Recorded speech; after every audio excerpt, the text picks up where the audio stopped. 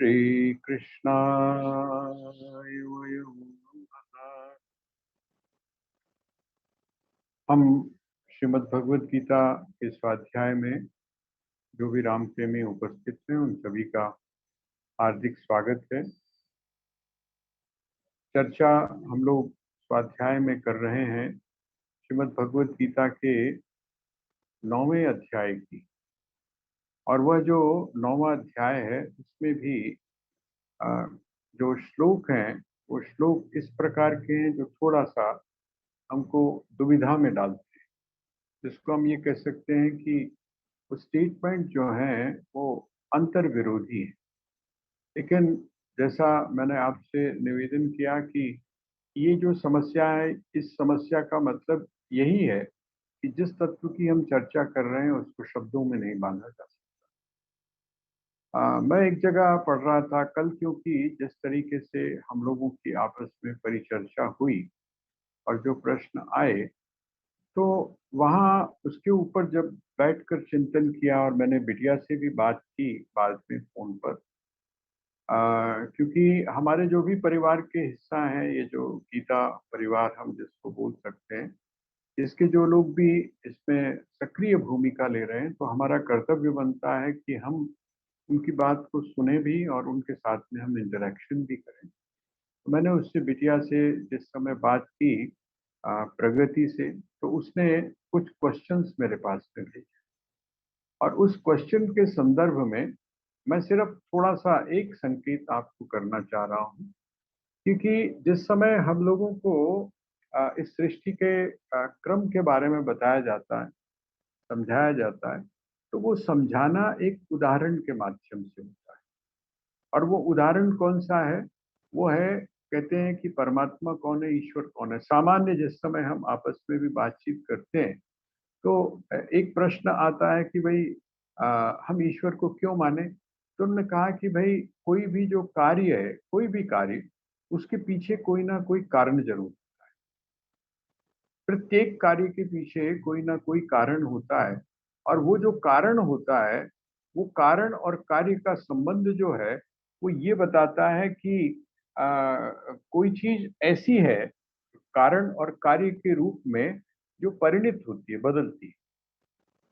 तो जिस समय इस बारे में दर्शन में या विचारों के माध्यम से चर्चा प्रारंभ हुई, क्योंकि देखिए, यद्यपि सब कुछ अनिर्वचनीय है, यद्यपि सब कुछ जो सत्य है, उस सत्य को आप शब्दों में बांध नहीं सकते हैं, लेकिन विवशता है। आखिर हमें जो अपनी अभिव्यक्ति करनी है आपस में बात करते समय या किसी भी चर्चा को करते समय, वो तो शब्दों के माध्यम से ही। और वो शब्द भी क्या, बल्कि वो भाषा चाहिए जो भाषा हम आपस में समझ सकते। तो यहाँ जो समस्या आई वो ये आई कि जो एग्जाम्पल्स थे या जो उदाहरण थे, है ना, वो उदाहरण जो है वो उन्होंने आसपास से लिए। अब उन्होंने कहा कि ये जो जगत है या ये जो विश्व है, इस विश्व की उत्पत्ति किसके कारण से हुई? तो उन्होंने कहा जो इस विश्व की उत्पत्ति को करता है, अर्थात जो कारण है, वो कारण कौन है? तो कहते हैं वही कारण जो है वो ईश्वर है। मतलब एक तो अप्रोच ये है कि ईश्वर जो है वो कारण है, और दूसरा ये है कि जो कारण है वही ईश्वर है। जो कारण है, कॉज जो है, उस कॉज को हमने क्या कह दिया? ईश्वर कह दिया। अब यहाँ अलग अलग फिर आपके सामने, क्योंकि मैंने जैसे बताया कि हमारी जो योग्यता है, हमारा जो अधिकारीपन है, उसकी भिन्नता के कारण जो हमको शास्त्र या जो भी चिंतन हमारे सामने आता है, वो हमको उसी उसी लेवल के ऊपर सामने से हमको दिया जाता है। तो सामान्य जो व्यक्ति है या सामान्य जो जिज्ञासु है, उसको समझाने के लिए उन्होंने एक बात कही कि जगत का सृष्टा है जो ईश्वर है। ईश्वर कौन है? जगत का सृष्टा है। ईश्वर कौन है? इस जगत का कारण है। तो फिर अगला प्रश्न ये उठा कि जो जगत का कारण है, कैसा कारण है? आपने सुना होगा, जिस समय आप ग्रंथों को पढ़ते हैं, चाहे वो पुराणों को भी पढ़ें, तो वहां पर भी इस चीज की चर्चा आती है। और इस चीज की जो चर्चा आती है तो वहां पर एक शब्द का प्रयोग होता है, वो आप चाहें तो आप उसको लिख भी सकते हैं अपने पास में। एक उसके लिए शब्द है निमित्त कारण। एक है निमित्त कारण और दूसरा है उपादान कारण। पहले मैं ये सोच रहा था कि इसकी चर्चा हम बाद में करें, लेकिन मुझे लगता है कि नहीं, ये जो विषय है ये स्पष्ट होना बहुत जरूरी है। ये जिस समय स्पष्ट होगा उसके बाद में हम अगली जो छलांग है वो किस प्रकार की है, वहां पर ईश्वर का कंसेप्ट बिल्कुल चेंज हो जाता है। जिस तरह से वार्ता हम करते हैं, जिस तरह से हम समझने की कोशिश करते हैं, वो बच्ची बेचारी वो सोच रही थी कि मैंने कहा ऐसी कोई बात नहीं है।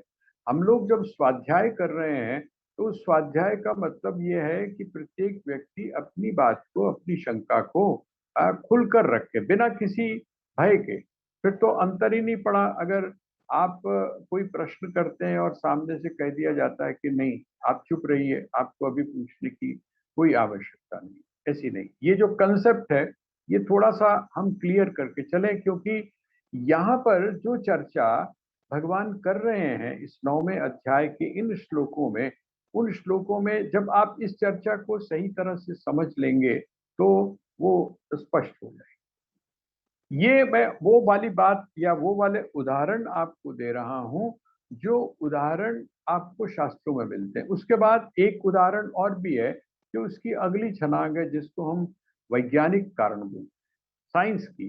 जो इस समय जो साइंटिस्ट हैं उनके सामने या उन्होंने जिन उदाहरणों को हमारे सामने दिया है उसका भी हम थोड़ा सा दिग्दर्शन करेंगे, चिंतन करेंगे।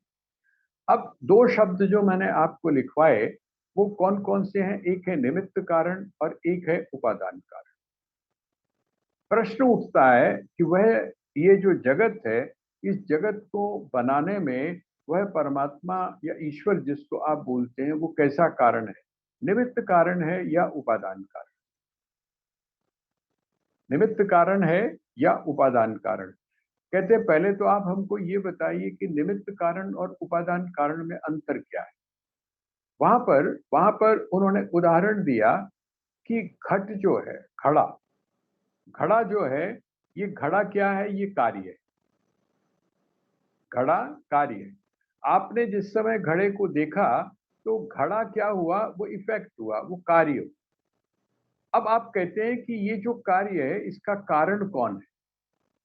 मतलब इसको किसने बनाया? एक, और किससे बनाया? दो। दो चीजें हो गई ना। किसने बनाया और किससे बनाया? अच्छा, किसने बनाया और किससे बनाया, ये जो दो चीजें हैं ये अलग अलग। जैसे हम ये कहते हैं कि जो घड़ा है, वो घड़ा रूपी जो कार्य है उसको किसने बनाया? तो कहते हैं कुम्हार ने बनाया। उसको बनाने वाला कौन है? कुम्हार। कुम्हार जो है वो उसको बनाता है, लेकिन किससे बनाता है? किससे बनाता है? तो कहते हैं बनाता है वो मिट्टी से। जो मृत्तिका है, जिसको मिट्टी आप बोलते हैं, उस मिट्टी से बनाता है। इसका मतलब दो चीजें अलग अलग हो गई। कुम्हार अलग हो गया और मिट्टी अलग हो गई। इसमें आपने एक चीज और भी महसूस की होगी, देखी होगी कि घड़ा जो है, उस घड़े को बनाने में जो निमित्त कारण है, अर्थात जो कुम्हार है, वो कुम्हार का उसके बनाने के बाद में कोई प्रयोजन नहीं रह जाता, उसका कोई संबंध नहीं रहता। किसके साथ में? घड़े के साथ। उसने बनाया, फिर उसके बाद में दूसरा बनाया, फिर तीसरा बनाया। पहले वाला जो घड़ा है, जिसको हम ए घड़ा बोल सकते हैं, उस ए घड़े के साथ में उसका फिर कोई संबंध नहीं रहा। फिर वो बी का निर्माण करता है, बी के साथ में उसका कोई संबंध नहीं रहा। एक तो ये हो गया। और जो दूसरा कारण है जिसको आप उपादान कारण बोलते हैं, वो उपादान कारण कौन है? वो मिट्टी है। घड़े में से अगर आप कुम्हार को हटा दें तो घड़ा रहता है। ठीक है, घड़े से अगर आप कुम्हार कुम्हार तो हट ही जाता है, लेकिन तब भी जो घड़ा है उसका अस्तित्व बना रहता है। लेकिन घड़े में से यदि आप एक चीज को निकाल लें, किसको, मिट्टी को यदि आप निकाल लें तो घड़े का अस्तित्व जो है वो समाप्त हो, तब वहां पर घड़ा नहीं रहता। इसका मतलब क्या हुआ, जो उपादान कारण है, तो आप मिट्टी कह रहे हैं, वो मिट्टी जो है वो क्या है, कहते हैं वो मिट्टी सारी जगह पर व्याप्त है। जब हम ये कहते हैं कि परमात्मा सारी जगह पर व्याप्त है, सारी जगह पर है, तो इसका मतलब क्या हुआ, इसका मतलब ये हुआ कि वह परमात्मा इस जगत का उपादान कारण। ठीक है, ये बात हम समझ गए। परमात्मा, जब हम ये कहते हैं कि वो सारी जगह पर है, कण कण में है, तो इसका मतलब वो उपादान कारण है। अच्छा, जब तक वो कण कण में नहीं होगा तब तक वो सर्वज्ञ नहीं हो सकता। आप अगर अपने कमरे में बैठे हुए हैं तो आप पड़ोस के कमरे के अंदर क्या चल रहा है इसका आपको पता नहीं है, आप नहीं जानते। सर्वज्ञ कौन होगा, जो घट घट में रहने वाला है, जो घट घट की जानता है, वो वही हो सकता है जो घट घट में रहने वाला है। इनडायरेक्टली हम कह रहे हैं कि वो परमात्मा जो है इसका उपादान कारण। लेकिन एक बात और है, वो बात क्या है, कहते हैं जो उपादान कारण होता है वो हमेशा आमतौर पे जड़ होता है।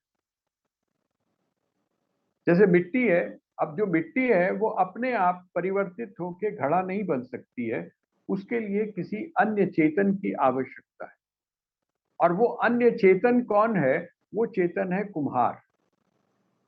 वो चेतन उस जड़ को, उस जड़ वस्तु को एक प्रारूप देने के बाद में उससे अलग हट जाता है। लेकिन यहाँ एक बात और भी है कि वह जो चेतन है, अर्थात वह जो कुम्हार है, वो कुम्हार बिना मिट्टी के घड़े का निर्माण नहीं कर सकता। ये भी बात निश्चित। दोनों दोनों एक दूसरे के साथ में जुड़े हुए।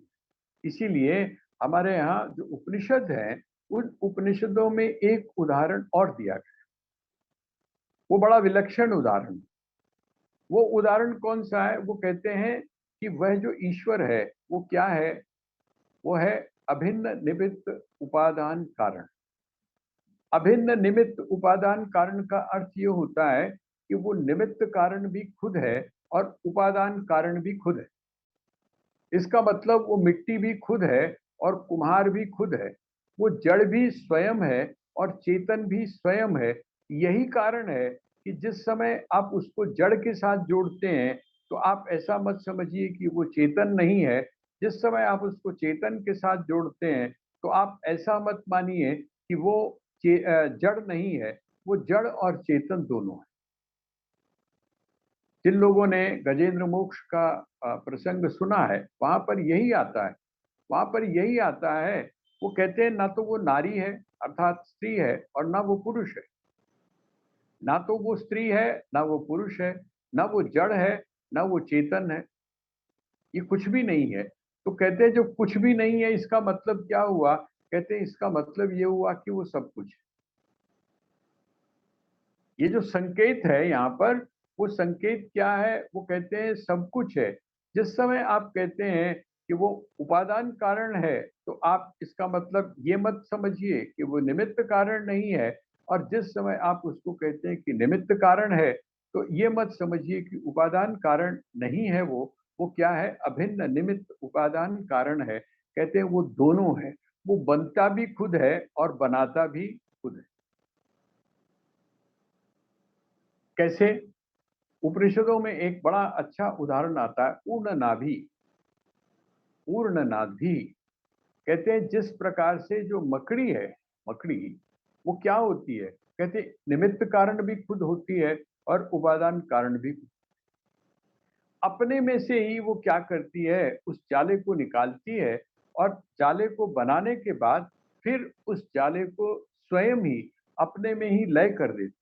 कहते हैं इसी प्रकार से वह जो परमात्मा है, जिसको आप चेतन बोलते हैं, जिसको आप ब्रह्म बोलते हैं, वो ब्रह्म क्या करता है, ईश्वर के रूप में इस जगत का निर्माण करता है। और निर्माण करने के बाद में, है ना, वो फिर क्या करता है, वो फिर इसके अंदर लय करता है।